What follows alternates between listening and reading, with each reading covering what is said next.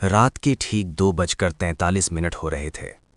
Highway number 13 पर सन्नाटा ऐसा था मानो पूरी दुनिया ने सांस लेना बंद कर दिया हो।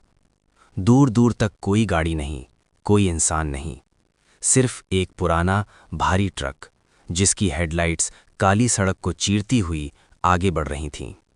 ट्रक चला रहा था रमेश यादव, उम्र करीब 40 साल, आंखों के नीचे गहरे काले घेरे, चेहरे पर थकान की मोटी परत। रमेश पिछले 20 सालों से ट्रक ड्राइवर था। उसने हर तरह की रातें देखी थीं, बरसात, तूफान, घना कोहरा, खतरनाक मोड़। लेकिन इस सड़क के बारे में वो भी कम ही आया था। लोग इसे कहते थे काली सड़क।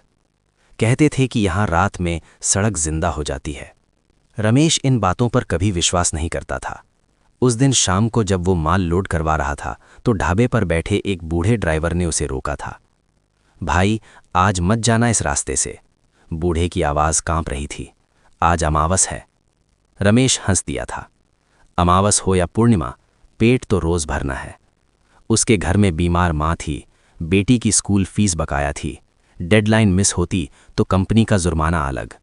रात होने के बावजूद उसने ट्रक स्टार्ट कर दिया। जैसे ही ट्रक हाईवे 13 पर मुड़ा, रमेश को कुछ अजीब सा महसूस हुआ। हवा ठंडी हो गई, इतनी ठंडी कि उसकी गर्दन के बाल खड़े हो गए। चारों तरफ खड़े पेड़ ऐसे लग रहे थे जैसे जानबूझकर सड़क की तरफ झुक गए हों। उनकी परछाइयां सड़क पर रेंग रही थीं। रमेश ने शीशा थोड़ा नीचा किया। हवा में किसी जले हुए लोहे जैसी गंध थी। अजीब है, उसने बुदबुदाया। तभी रेडियो अपने आप चालू हो गया।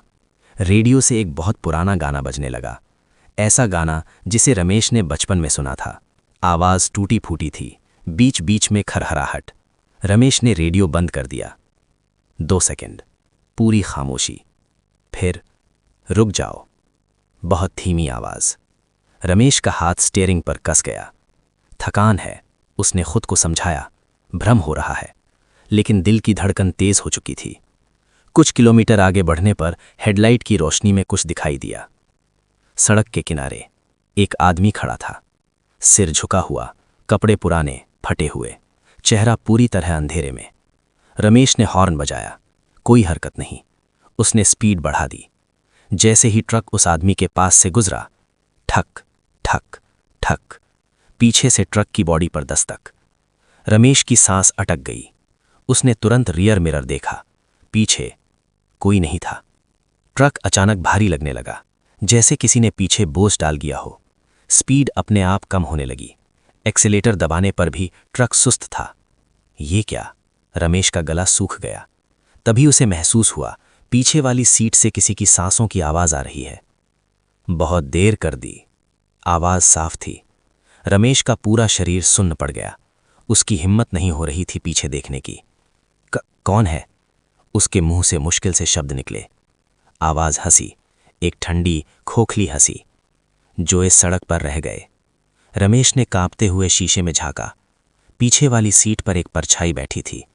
न चेहरा, न आंखें, बस घना अंधेरा। आवाज बोलती रही, हम भी ऐसे ही निकले थे। रात, डेडलाइन, मजबूरी। अचानक रमेश के सामने दृश्य बदलने लगे। उसे दिखा एक ट्रक तेज रफ्तार में, मोड़, ब्रेक की चीख, ट्रक का पलटना। फिर दूसरा दृश्य, एक और ड्राइवर, नींद में झपकी, सीधा खाई में। एक एक कर कई चेहरे, सब ड्राइवर, सब मरे हुए। इस सड़क ने सबको लिया और अब तुम्हारी बारी। रमेश चिल्लाया। उसने दरवाज़ा खोला और भाग पड़ा। दूर एक पीली रोशनी दिखी, एक ढाबा। रमेश पूरी ताकत से दौड़ा। उसके पीछे कदमों की आवाज़ें थीं। ढाबे के अंदर घुसते ही दरवाज़ा अपने आप बंद हो गया। अंदर एक आदमी बैठा था, सफ़ेद कपड़े, चेहरा शांत। बचाओ! रमेश गिर पड़ा। आदमी ने उसे देखा और कहा, तुम यहाँ कैसे पहुँच गए? काली सड़क से। रमेश हाँफ रहा था। आदमी की आंखें गंभीर हो गईं। यहाँ वही आते हैं जो वापस नहीं जा सकते। रमेश ने सिर उठाया। मैं जिंदा हूं, मुझे जाने दो। आदमी ने धीरे से कहा, तुम्हें याद है 3 घंटे पहले का मोड़? रमेश के दिमाग में बिजली सी कड़की। एक तेज मोड़, ब्रेक दबाया, पैडल धंस गया, ट्रक पलटता हुआ, अंधेरा। रमेश की आंखों से आंसू बहने लगे। तो मैं उसकी आवाज़ टूट गई। आदमी ने सिर हिला दिया। तुम उसी सड़क का हिस्सा बन चुके हो। बाहर से आवाज़ आई, चलो। रमेश ने कांपते हुए पीछे देखा। वही परछाई खड़ी थी। सुबह पुलिस को हाईवे 13 पर एक ट्रक मिला, खाई में गिरा हुआ।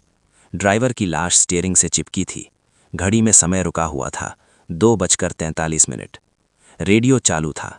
रिकॉर्डिंग में एक आवाज़ साफ थी, डेडलाइन से ज़्यादा जिंदगी ज़रूरी है। आज भी अगर कोई ड्राइवर हाईवे 13 से रात में गुजरता है तो कभी कभी पीछे वाली सीट से धीमी आवाज़ आती है, रुक जाओ। और काली सड़क एक और कहानी लिखने लगती है।